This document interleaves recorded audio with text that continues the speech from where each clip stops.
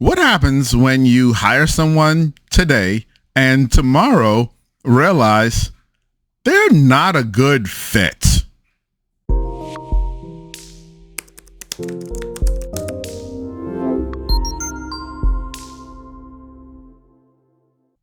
Yeah, that's our question today on the Build Your Team podcast, everybody. Welcome. I am your host, Atiba, and if you are here, it's probably because you realize you need to build a team for your company.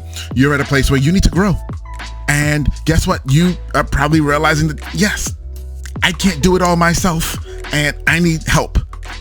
And so you've started hiring people, or you're considering hiring people, and you've got a ton of questions, and I'm here to answer them.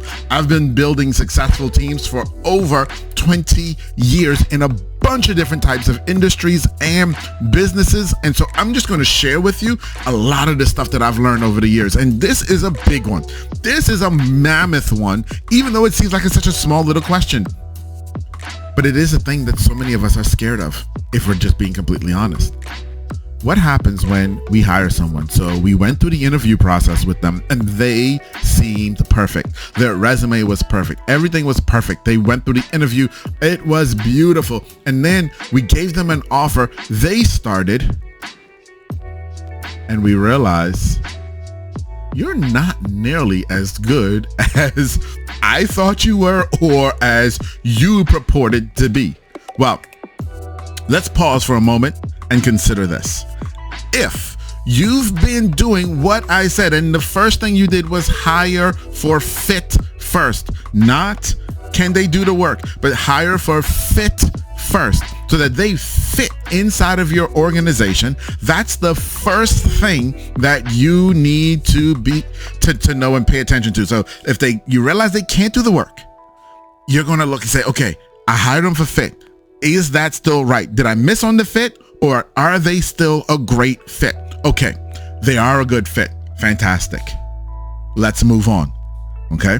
Now that we know that they're still a great fit, the next question is, can they do some part of this role? Or do we need to look at some other place in the organization where we need to move them to? If the answer, my friends, is that they can do some part of the role, then that's what you've got to do. You got to shrink their responsibilities to that part of the role so they can be successful. And I know what you're going to say to me. You're going to say, well, but I paid them to do the full role. Now I got to go find somebody else to also come in and do the rest of this role. And now they're overpaid. Yes, and that was your mistake. And believe me, you're going to make that mistake. Heck, I made that mistake. I've made that mistake. Up to recently even. It happens. It's part of the hiring process. You're not going to get every single person absolutely right. And sometimes you're going to be in a position where you're going to hire this person. They're not going to be able to do the entire job. You're going to look at them and say, okay, you still fit with the company, even though you can only do a subset of the tasks. And yeah, you're going to be overpaid. You're going to be overpaid because I made a mistake. It's not on them. You hired them. You made the mistake. You made the mistake. Okay. Now, I want to caveat that at the same time. Don't be dumb. And what I mean by that is, if you hired them to do 100% of the task and they can only do 10% of the task, but you're paying them like they can do 100% of the task, yeah, that's dumb. Don't keep that person. That person needs to move to a different position. What I'm saying to you is, if you realize that they can do 75%, 80% of the tasks that you hired them for, then let them do that. Let them do it. Let them run. And maybe you can even train them to do the rest. But realize that that was a mistake that you made. Now, if they can only do 10% of the task or less than 50% of the task that you actually hired them for, now it's time to consider moving them to a different position or a different seat on the bus, a different role in the organization, trying to figure out, are there other things that they're good at that they can bring to this team? And that's a yes or no binary question. It's either on or it's off. If the answer is yes, there's another place that they can fit, that they can bring value that's worth what we're paying them to the team, then move them there. If there isn't, and there is nowhere that they fit, that they can bring value for how much you're paying them to the team, then it's time to part ways.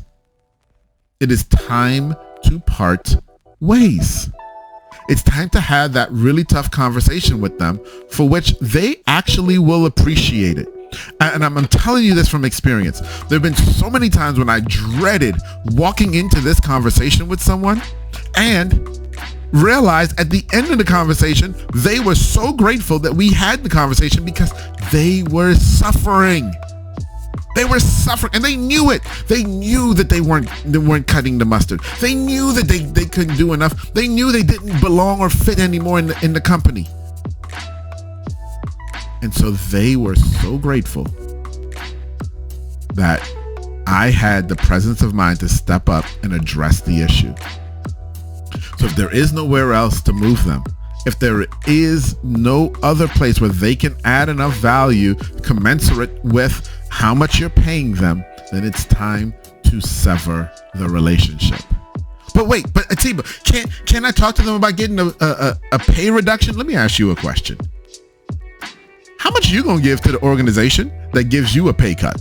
If someone came to you if you were working for them and said, hey, I want to give you a pay cut, are you going to be happy with that? Are you going to give your all and your best every single time? No, you're not. Let's be honest. Be honest. So why do you think somebody else would? Right, they wouldn't. So don't even consider that moment of, oh, well, maybe I can give them a pay cut. No, you can't. No, you can't. If they can't add enough value commensurate to how much you're paying them when you're moving them to a new position, it's just time to cut bait. It's time to let them go. It's time. And it's okay. You'll be better for it and they'll be better for it.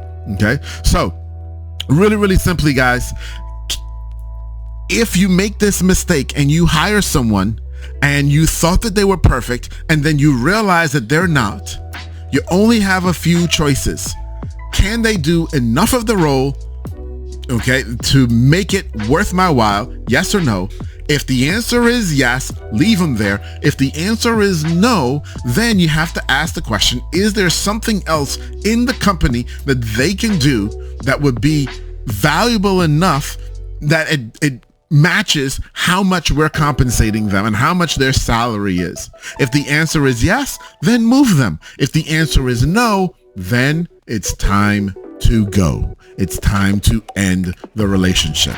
So I hope this helped you. I know this is a really, really tough thing, and as an employer, this is probably one of the hardest things that we have to deal with, because you're having to fire someone potentially, okay, at the end of this process, and it isn't because they're a bad person.